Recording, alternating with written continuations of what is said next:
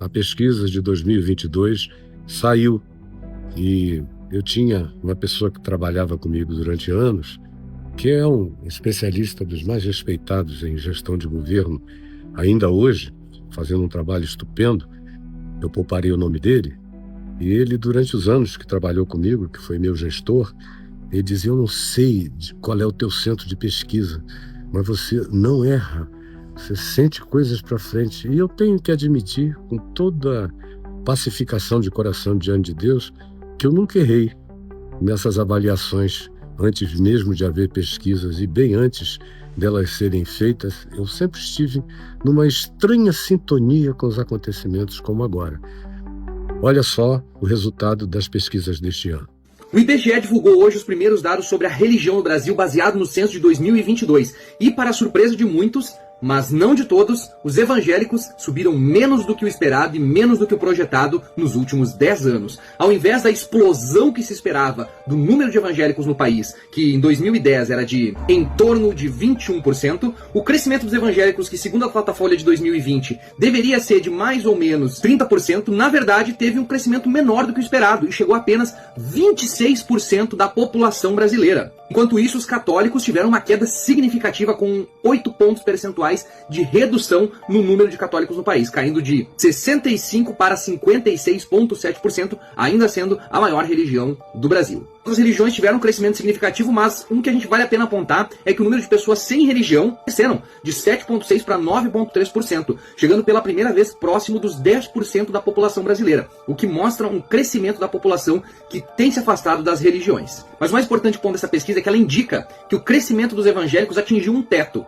e a partir de agora deve começar a reduzir a partir dos próximos anos. Isso porque não tem mais aquela força toda que teve nos primeiros anos dos anos 2000. E isso também pode ser por conta da influência, crescimento das grandes igrejas, do envolvimento com política, pode ser também um grande efeito da pandemia, visão das pessoas sobre religião e principalmente sobre a atitude das igrejas evangélicas durante esse período tão catastrófico da nossa história. Isso corrobora com a pesquisa da Atlas Intel divulgada no começo desse ano, que 73% dos brasileiros não confiam nas igrejas evangélicas. Com esse número tão grande, você nota que até mesmo entre os evangélicos tem gente que não confia nas igrejas evangélicas. Então a situação começa a ficar complicada. Agora, um ponto interessante que dá para se ressaltar também desse dado é que a maior parte dos jovens são evangélicos em relação aos católicos. Então o crescimento de evangélicos de 10 a 14 anos está maior entre os jovens, não tanto entre os católicos, que está com uma população de um pouco mais de idade. Você viu? E eu fui a muitos programas e podcasts que me perguntaram tudo isso nos últimos 2 anos, 3 anos. E eu dei minha opinião com toda clareza. Está aí no Diário do Centro do Mundo, nos programas de política que me entrevistaram, variados, muitos podcasts e pessoas curiosas. E eu falei sobre cada um desses temas, dando só a minha intuição. A primeira, que está gravada sobejamente, é que os evangélicos não cresceriam tanto quanto se estava pensando. E que havia uma rejeição tão grande, crescente, que isso haveria de significar geracionalmente um teto por um tempo bem expressivo. E que aquela maioria evangélica anunciada não aconteceria por uma outra razão, porque a porta dos fundos é praticamente tão larga quanto a porta da frente. Assim como entra gente em grande abundância pela porta da frente, nesse ser monstruoso do abismo que abre a boca e engole tudo, por outro lado, a saída é de rinoceronte quando sopra, mas é muita gente saindo. A segunda coisa é esse fato de que os grupos afro estavam crescendo, e na estatística diz que eles triplicaram. E triplicaram muito, muito também em razão do não crescimento e de um segundo fenômeno, do esvaziamento dos que foram evangélicos e saíram da igreja evangélica.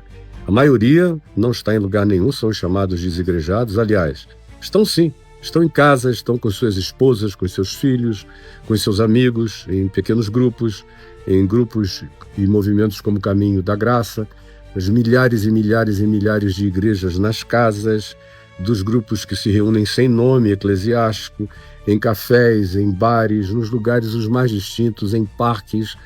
Aquilo que eu venho dizendo há 25 anos. e que cresce a cada dia e se manifesta e não tem volta, não tem retorno. E enquanto isso, os grupos afro, que são infinitamente mais calmos do que os cultos neopentecostais doidos, onde se roda, mas se roda na hora de rodar, se dança, mas se dança na hora de dançar, onde tem gente com alguma consciência psicoantropológica dirigindo o processo, não é aquela loucura toda, começou a crescer de volta, porque faz parte da cultura brasileira. As pessoas foram para as igrejas neopentecostais porque elas pareciam com os cultos afro. Depois de um tempo, eles tornaram os cultos afros religiões de liturgia sensata, comparada com o que eles passaram a praticar de doideira. Então, o fluxo se reverteu. Outra coisa que é bom a gente observar é que a única faixa etária onde os evangélicos estão crescendo é a das churches, dos adolescentes jovens, que ainda estão naquela inexperiência. É um pessoal que está indo mais para dançar, para pular, para paquerar, para ver as perninhas, as bundinhas, os peitinhos, as carinhas, os musculozinhos, as barriguinhas cortadinhas, as calcinhas apertadas, os garotos maneirinhos, mas não tem a ver com aquela explosão de amor apaixonado do Evangelho, de compreensão de Cristo. Não, é tudo muito, muito, muito simplesmente superficial, plástico, estético, e passa e não ganha raízes no coração da maioria. Um outro fenômeno que a gente deva observar é que, conquanto os católicos tenham diminuído, mas na minha opinião, isso foi uma vitória do Papa Francisco, porque era para terem despencado. Se não tivesse havido um fenômeno de comunicação papal e humana como a do Papa Francisco, essa estatística seria bem mais baixa. Com absoluta certeza, eu sei o que eu estou dizendo.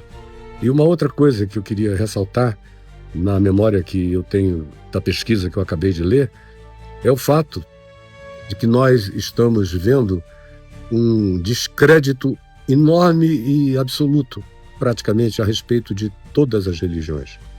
A tendência, nos próximos anos, à medida em que as religiões continuem a se tornar cada vez mais empresariais e políticas e ideológicas, é a perda de gente sincera e pensante. Você veja que até o espiritismo kardecista, que já foi considerado o grupo religioso mais filosófico e doutrinário do país, está em declínio. Por quê? Primeiro, porque o Chico Xavier, com a sua morte, deixou um vácuo que não foi preenchido. Segundo, porque os que preenchiam o vácuo do ponto de vista acadêmico começaram a se politizar demais. Teve gente do espiritismo que eu me choquei. Eu achei que era a única religião brasileira que não iria aderir àquele espírito horrível que tomou conta da gente de 2019 até o fim de 2022, de negacionismo, de anticientificismo, de antivacinação e de deixa os pobres morrerem, bandido bom é bandido morto. Isso chegou também ao espiritismo, que me chocou. E também uma outra coisa, muitos espíritas kardecistas ficaram querendo imitar os curandeiristas evangélicos e se ferraram. Surgiu uma quantidade grande de charlatães espíritas. Nunca que jamais tenha havido, sempre houve em todos os grupos religiosos que lidam com essa história de curas e milagres e prodígios sem fim, sempre houve. Mas o espiritismo era mais sóbrio.